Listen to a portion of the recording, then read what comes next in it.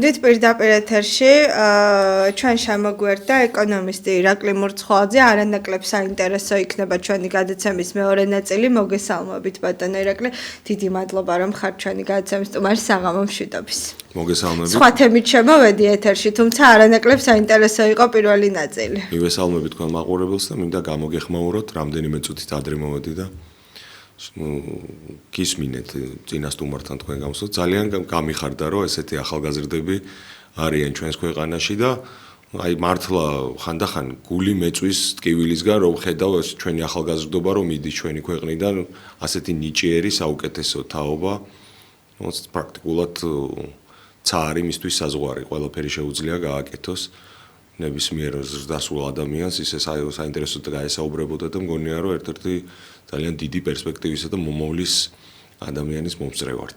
კი ბატონო, გეთანხმებით 14 წლის ბიჭი სოფელ წინანდლიდან რომელმაც დავამახსოვრდა. კი, რომელმაც დაწერა 420 გვერდიანი წიგნი. ეს არის არ ვიცი რას ნიშნავს ეს ყველაფერი, ძალიან დიდი გზა ელოდება წინ ერეკლეს და ბედნიერი ვარ, რომ პირველ რიგში იმიტომ ვარ ბედნიერი, რომ ჩემი სოფლიდან არის და შემდეგ იმიტომ, რომ ასეთი ბიჭი ესდება საქართველოს. ბატონო ირაკლი, მოდით დავიწყოთ შევაფასოთ საქართველოში მიმდინარე არსებული სოციალურ-ეკონომიკური მდგომარეობა. სიმართლე გითხრათ, საკმაოდ რთული ვითარება არის, თუმცა რაღაც კრიტიკული არ არის. ბოლო მონაცემები რო შევაფასოთ, არის რამოდენიმე მნიშვნელოვანი მომენტი ხაზგასასმელი. ორი დიდი თემა არის ის, რომ მიდის მიგრაცია საქართველოში, ანუ საქართველოს მოსახლეობა, მოქალაქეები გადიან ქვეყნიდან, შემოდიან უცხო ქვეყნის მოქალაქეები, ეს ერთი თემა არის ძალიან მნიშვნელოვანი. მეორე ასევე თვითონ შიგნით ეკონომიკაში, თვითონ ეკონომიკური წყობა ისეთი გახდა, რომ მაგალითად მკვეთრად შემცირებული არის პირდაპირ უცხო ინვესტიციები. პრაქტიკულად არც ერთი ბიზნესი, რომელიც გეგმავდა რაღაცა გაფართოებას, რაღაცა გაკეთებას, არაფერს არ აკეთებს, იმიტომ რომ გაურკვეველი პოლიტიკური სიტუაციაა ქვეყანაში. ბიზნესს არ უყვარს არასტაბილური სიტუაცია. ბიზნესს ყოველთვის ურჩევნია, რომ იყოს სტაბილურობა, შეეძლოს განჭვრეტა, შეიძლება ძალიან მოკლე მომავლის განმავლობაში, მაგრამ რაღაცა პერიოდის განმავლობაში მაინც თუ რა მოხდება ქვეყნის ეკონომიკურ ცხოვრებაში. დღეს ასეთი პროგნოზების გაკეთება ძალიან რთულია. იმიტომ რომ ბიზნესი და ეკონომიკა ძალიან გადაჭედილი არის ერთმანეთში პოლიტიკასთან. ის თუ რა პოლიტიკური ვითარება იქნება, ვთქვათ, ერთ წელიწადში კი არა, 6 თვეში არ ვიცით რა იქნება ქვეყნის პოლიტიკურ მდგომარეობაში. ამიტომ ყველა მსხვილი მოთამაშეები, ვინც საქართველოს ბიზნესში არიან, თავს იკავებენ ახალი ინვესტიციებისთვის. ეს ეხება არა მარტო უცხოურ ინვესტიციებს, რომლებიც ძალიან შემცირებულია. ეს პრაქტიკულად ეხება სულ ყველას, ადგილობრივი ბიზნესებიც, რომლებიც გეგმავდნენ თქვათ ახალი დეველოპერული პროექტების გაკეთებას, სახლების აშენებას, თავის ბიზნესების ფილიალების გახსნას, ახალი საწარმოების შექმნას, ფეხს ითრევენ ამისგან და მაინც ცოტაოდენი ფრთხილი თვალით იყურებიან თუ რა იქნება ხვალიდელ დღეს. ეს დღესდღეობით შეიძლება ისე პირდაპირ ესე უცებ ვერ აისახოს ჩვენ ცხოვრებაზე, მაგრამ გარკვეული ნიშნები უკვე სახეზეა. ამან მაგალითად გამოიწვია ის, რომ აი ჩვეულებრივ მაყურებელს რა შეიძლება შეეხოს აქედან. როდესაც ინვესტიციები აქტიურად ხორციელდებოდა ქვეყანაში, ახალ პროექტებს, ახალ ობიექტებს ჭირდება ახალი თანამშრომლები. ახლა რო შეხვიდეთ თქვენ ჯობ-ჯეზე და ნახოთ რამდენი ვაკანსია და რა ხელფასები იდება, იქ ნახავთ, რომ ვაკანსიების რაოდენობა მკვეთრად არის შემცირებული. შეთავაზებული ხელფასები საკმაოდ დაბალი არის. ანუ ადამიანს ესე ყველაზე სამწუხარო ის არის ირაკლი, რომ ხელფასები არ არის ჩვენს ქვეყანაში ისეთი, რომ ადამიანმა იცხოვროს და იარსებოს და ფასები არის რაღაც მაქსიმალურზე აწეული. ნახეთ რა ეს როდემდე შეიძლება? კარგით. ახლა დავუშვათ მოდის ზაფხული ჩვენი პროდუქცია ჩემოვა, თუმცა ჯერჯერობით მაინც თურქული საქონელი ლიდერობს, თქვენც ხომ კარგად ამჩნევთ ხილბოსტნებში და ასე შემდეგ და ასე შემდეგ. ჩვენი წარმოებას ვერანაირად ვერ ეწყობა ხელი, რომ რაღაცნაირად ან სათბურები შეექმნას, ან მაცივრები და ამას ყველაფერს თურქეთი იდეალურად აკეთებს და იმიტომაც გვაქვს ბევრი თურქული ბოსტნეულიც და ხილიც, ხო? კარგით, ახლა ზაფხული მოდის ჩვენი პროდუქცია ჩემოვა, რაღაც იაფიც იქნება თითქოს რაღაცები, მაგრამ მე ვფიქრობ, რომ ეს ყველაფერი შემოდგომას უფრო მეტად დაარტყავს მოსახლეობას. ნახეთ, რამოდენიმე თემა, ერთი თქვენ თქვით, რომ ხელფასები დაბალიაო და ამ დროს ფასები მაღალი არის. ერთის მხრივ გვაქვს ოფიციალური სტატისტიკა, რომლის მიხედვითაც საქართველოში საშუალო ხელფასი 2200 ლარს აღემატება, ეს სახსტატის მონაცემი არის, რომელიც საკმაოდ გამაღიზიანებელი არის ქვეყნის მოსახლეობის უმრავლესობისთვის, იმიტომ რომ არა აქვს საქართველოში მოსახლეობის უმრავლესობას 2200 ლარზე მეტი ხელფასი. ეს ფაქტია. არც აქვს მაგდენ. ხო, ანუ სტატისტიკა როგორ ითვლება, იცით? აი თქვა წარმოიდგინეთ, რომ თქვენ გაქვთ 500 ლარი ხელფასი. და მე კიდე მაქვს პირობითად ვიძახი 4000 ლარი ან 3700. ხო, ამას დააჯამებენ და ყოფენ და ესე ქვეყანაში 2200 ლარი არის ხელფასი. არ არის ეს სწორი. არის ეკონომიკაში სწორი მონაცემი, ამას ქვია მედიანური ხელფასი. მედიანური ხელფასი რა არის? ეს არის ყველაზე მეტ ადამიანს ქვეყანაში საშუალოდ რამდენი აქვს ხელფასი. ის კი არა რომ მილიონერის ხელფასი და მაღაზიაში მოლარად რომ მუშაობს ადამიანი, იმათი ხელფასები გაასაშუალოა. არა, ნახო რომ ყველაზე გავრცელებული ხელფასი რამდენია და თუ ჩვენ მედიანურ ხელფასს ვნახავთ, ის 1000 ლარსაც არ შეადგენს საქართველოში. ანუ საქართველოში საშუალო ხელფასი სინამდვილეში არის 1000 ლარზე ნაკლები.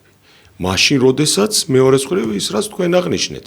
აი მაგალითად ფასები რო ავიღოთ, მე არ მახსოვს ეს რა ხდება, პამიდორზე ფასი არის 12 ლარი მაღაზიებში. კი. აი ახლა ეს ნორმალურია საქართველოში რომ მაგალითად 15-16 ლარი ღირდა რამდენიმე თვის წინ ახალი წლის პერიოდში. კარგით, მაგრამ ნუ ახლა პამიდორი ხო არ არის რაღაც საახალწლო პერიოდში ხო არა ვარ და 12 ლარი რა უბედურება არის მაგლა რა ახლა ეს თან ქართული წარმოების პამიდორზე მაქვს საუბარი, ის კი არ არის არის სადღაც. ყოველთვის აცვიფრებს ხოლმე ადამიანებს ნივრის ფასი ჩვენს ქვეყანაში 15-20 ლარი რაღაც კატასტროფულად მაღალია ფასები. ხო, ანუ ეს არ არის ჯამრთელი მდგომარეობა ეკონომიკის. ეს რაზე გვანიშნებს, რომ აი როგორც გითხარით, რომ საშუალო ხელფასი თვლიან დიდრების და ღარიბების ხელფასების შეჯამებით და მერე გაყოფით. ასევე უსამართლოდ არის ფასების სისტემაც მოწყობილი. ეს გათვლილია იმაზე, რომ საქართველოში არის დაახლოებით 5-6% მოსახლეობის, რომელიც საკმაოდ შეძლებული და მდიდარია და კარგად ცხოვრობს ძალიან. დაახლოებით 15%-ის პლუს-მინუს პროცენტი არის, აი ასე ვთქვათ, საშუალო ფენად რაც შეიძლება აღვიქვათ, ანუ ეს სადღაც არის 20-22% ჯამში მოსახლეობის, რომელსაც შეუძლია მაღალხარისხიანი და საკმაოდ მაღალღირებულების მქონე პროდუქციის შეძენა. დაანჩენ 75%-ზე მეც მოსახლეობის არა აქვს ასეთი შემოსავალი და ეს მაღალი ფასები გათვლილია ზუსტად იმ დიდარ ადამიანებზე, ვისაც შეუძლია ასეთი პროდუქციის ყიდვა. ეს ძალიან უსამართლო არის. მსოფლიოს ბევრ ქვეყანაში ასეთი რაღაცა არ ხდება. ახლა ეს ხალხი რომ მიდის საქართველოდან ემიგრაციაში ძალიან ბევრი. თქვენ რატო გონიათ რატო მიდის? საქართველოში ყოფნა არ უნდა, ჩვენზე ნაკლებად ქართველები არიან თუ ჩვენზე ნაკლებად უყვართ სამშობლო. ყველა ნორმალურ ადამიანს ურჩევნია რომ თავის ქვეყანაში ცხოვრობდეს თავის მეგობრებთან, ოჯახის წევრებთან და ნათესავებთან და ახლობლებთან ერთად იმ გარემოში, სადაც მისი ენა არის მშობლიური ენა, სახელმწიფო ენა, მარტივად შეუძლია ურთიერთობას უყველასთან და მოქალაქეა ოფიციალურად არის და ყველაფერი კარგად აქვს, მაგრამ არა აქვს შესაძლებლობა რომ აქ თავი ღირსეულად ირჩინონ. ამიტომაც მიდიან. ერთის მხრივ გვაქვს დაბალი ხელფასები, ისიც თუ გაგიმართლა. იმიტომ რომ სამუშაო ადგილებიც ხომ შეზღუდულია, ესეც ვთქვათ რა. შეიძლება გინდოდეს მუშაობა საქართველოში. ბატონ ერეკლი, ბოდიშით რომ გაწყვეტინებთ, მაგრამ ხო, გეთანხმებით აბსოლუტურად თუ გაგიმართლათ რომ იშოვონ სამსახური ადამიანებმა და მე მინდა აქვე ჩაურთოთ თქვენ ქსელური მარკეტების, აფთიაქების, რესტორნების და ასე შემდეგ არ აქვს მნიშვნელობა ადამიანებს რომლებსაც არანაირად არ იცავენ შრომის უფლებებს და მონებივი თამუშავებენ აი იმ საათებში რომელიც არანაირად არ არის განსაზღვრული რომ ადამიანმა 14 და 15 საათი თან იმუშაოს და მე ვიცი აფთიაქები, რომ 24 საათიც მუშაობენ ფარმაცევტები დღეს და ღამეს ასწორებენ რაღაც კაპიკებად. აი, სხვა შორის ძალიან სწორად აღნიშნეთ, განსაკუთრებული დიდი პრობლემა არის ფარმაცევტულ სექტორში, სადაც აფთიაქებში ფაქტიურად აფთიაქებს აქვთ თავის თანამშრომლების წინააღმდეგ უკანონო კარტერული გარიგებები გაკეთებული. თუ შენ არ მოგწონს ერთ აფთიაქში მუშაობა, ხო უნდა შეგეძლოს წახვიდე სხვა აფთიაქში იმუშაო, იმიტომ რომ მოთხოვნა არის აფთიაქში.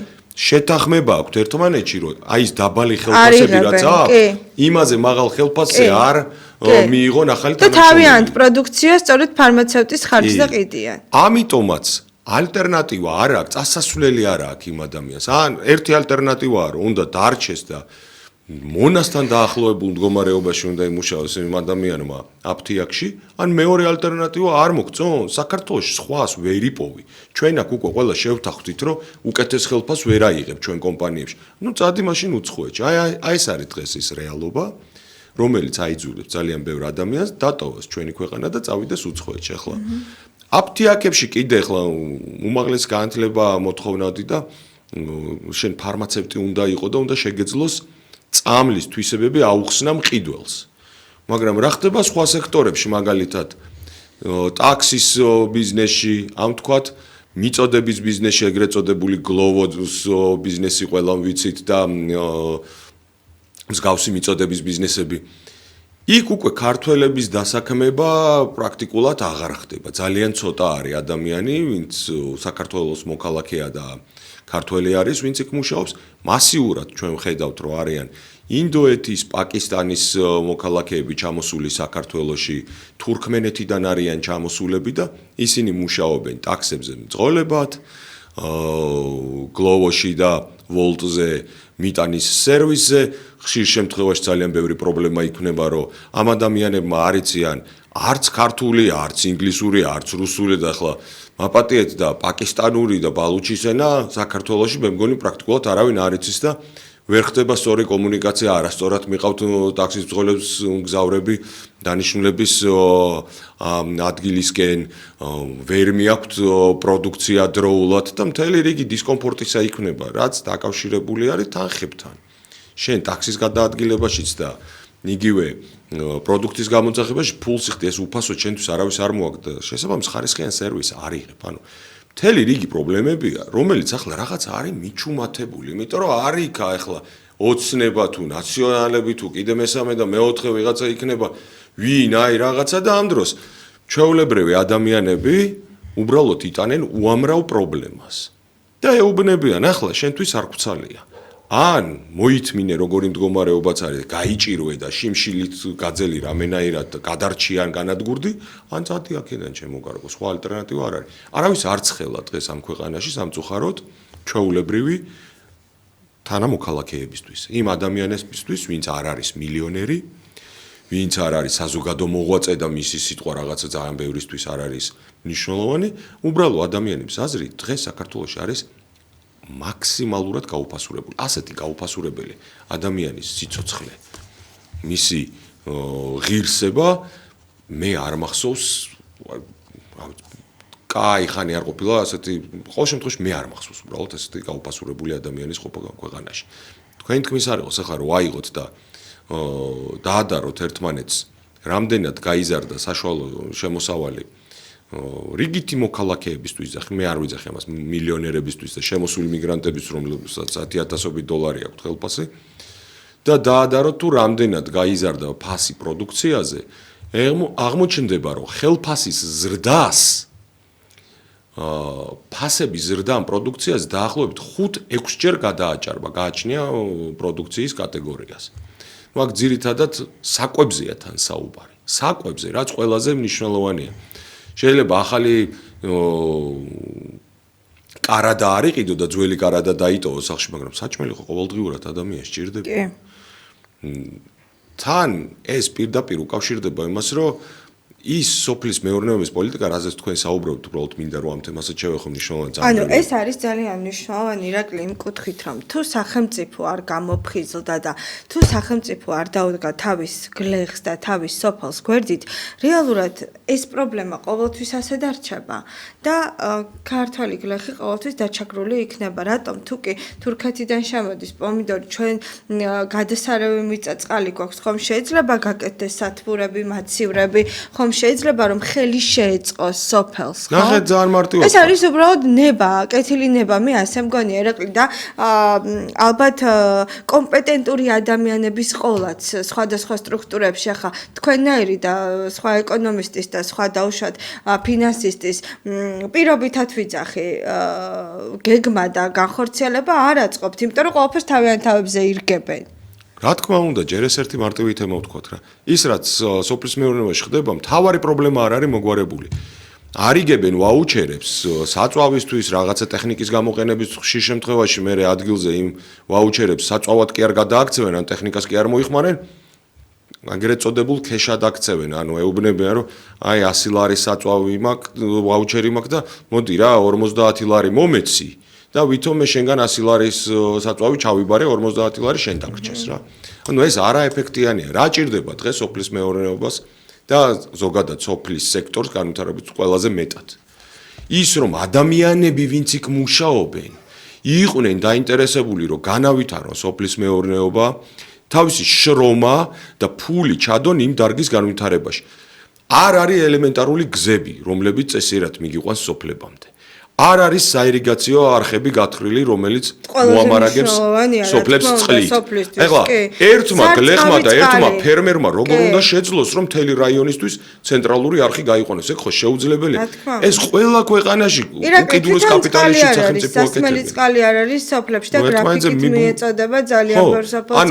როცა წყალზე არის ჩვენი ქვეყანა და წყალი საერთოდ არ უნდა იყოს პრობლემატური და მეორე კიდე სარწყავ წყალს რაც ეხება, სარწყავი წყლის არარსებობა და უხმება ადამიანს მოსავალი ზაფხული. ეს არის მთავარი, ანუ ის ადამიანები, ვინც კი დღესაც კი არიან იქ სოფლად და რაღაცა ფულს შოულობენ, იმიტომ რომ სოფლის მეურნეობაში თუ იშრომე ფული ნამდვილად არის. რა თქმა უნდა. რას ცდილობენ იცით, რომ თავის შვილები აღარ გაუშვან სოფლის მეურნეობის მიმართულებით, აგზავნიან ქალაქში, რომ გახდეს ის იურისტი, გახდეს ის ექიმი, რაღაცა სხვა, ანუ თეთრსაყელოიანი პროფესია კონდეს მის შვილს, რატო? იმიტომ რომ არ უნდა რომ ის მისი შვილი იზრდებოდეს ისეთ გარემოში, სადაც წყალი არ არის, გზა არ არის, კლინიკა არ არის, აფთიაქი არ არის.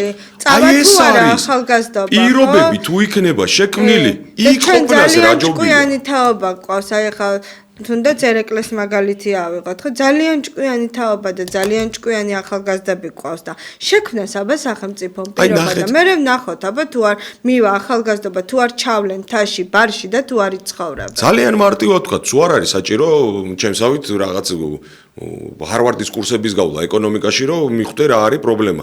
თითოეული ჩვენთაგანი ხო იცნობს იმ სამეგობრო წრეში ხო ყავს ის ადამიანები, ვინც რაიონიდან არის ჩამოსული და ის ადამიანები ხო თვითონვე ამბობენ. აი ძალიან უყვართ ხოლმე თავის აწევად თქვა, რომ სოფლებში უნდა დაბრუნდეს, სად იმ ხალხს ეკითხები, ვინც იქიდან ჩამოვიდა, სად დაბრუნებ. იქ სადაც სამანტყოფო არ აქვს, იქ სადაც კლინიკა არ აქვს, აფთიაქი არ აქვს, პოლიცია არ არის ახლომახლო, არავითარი ელემენტარული პირობები არ არის, ხო, სკოლები არ არის კეთილმოწყობილი და ნუ უმაღლესზე ხო საუბარი არ არის ახლა რა. ტექნიკუმები არ არის და ნუ ნორმალურ ქვეყნებში ქალაქგარეთ არის ტექნიკუმები, განსაკუთრებით სოფლის მეურნეობის სფეროში, რომ სოფლის მეურნეობაში ვისაც უნდა წინ წასვლა და სოფლად უნდა ცხოვრება, რომ იქ მიიღოს პროფესიული განათლება. ჩვენთან ეს არაფერი არ არის და ამ ხალხს ამიტომ თვითონ ადამიანებს, ვინც იყვნენ წინა სოფლად, აღარ უნდათ იქ დაბრუნება, წასვლა არ უნდათ. რაც არ უნდა შენ მეგა პროექტები და ლამაზი აფიშები გააკრა პრეზენტაციების დროს და იქ მთავრობის წარმომადგენლები გამოვიდნენ და ლამაზ-ლამაზ სიტყვებით მოაწყონ პრეზენტაცია, აი ეს პროექტი დავიწყეთ, ის პროექტი დავიწყეთ. სანამ შენ ჩვეულებრივ უბრალო ადამიანს არ შეუქმნი მინიმალურ პირობებს მაინც, რომ ის ნორმალურად, მე არ ვიძახი, რომ აი როგორც შვეიცარიაში ცხოვრობენ სოფლად ისე. არა, მინიმალურ პირობებს რომ შევქმნით, გზა რო კონდეს და წყალი რო კონდეს. ვერასდროს ვერ დავეწევით. ნუ ღმერთმა ქონას რომ დავეწიოთ და გადავასწროთ, მე ხლა რაღაც საბჭოთა კავშირის დროს ცნობილი ლოზუნგი გამახსენდა, დავეწიოთ და გადავასწროთ კაპიტალისტურ დასავლეთს. როგორ ეწურება? ხო, მაგრამ აუცილებელია ეს ისეთი მინიმალური ნაბიჯებია, რომელიც იოლად გაკეთებადი არის, რეალურია, მაგრამ პრობლემა იმაშია, რომ იქ მათთვის ფული არ კეთდება, ვინც ხელისუფალი არის და ამიტომ არ ადარდებთ, რა უბრალო ადამიანის იმედი არა. მადლობა ირაკლი, რომ იყავით ჩვენი გადაცემის სტუმარი, გმადლობთ მოგზაურობისთვის, ეკონომისტი ირაკლი მურცხოვაძე იყო ჩვენი გადაცემის სტუმარი. დიდი მადლობა ირაკლი საინტერესო საუბრისთვის, გმადლობთ, რომ იყავით ჩვენთან ერთად ნახვამდის.